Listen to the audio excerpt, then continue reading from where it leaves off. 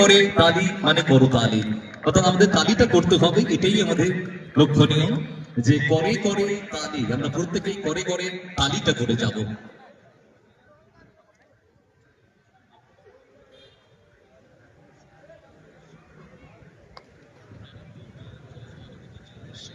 প্রাক্তন জেলা পরিষদের সভাধিপতি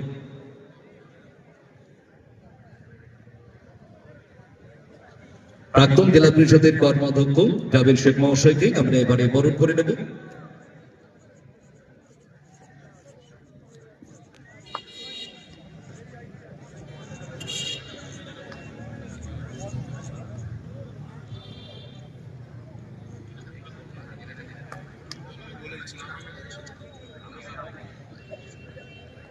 যুব সভাপতি সঞ্জয় দা বরণ করে নেবেন।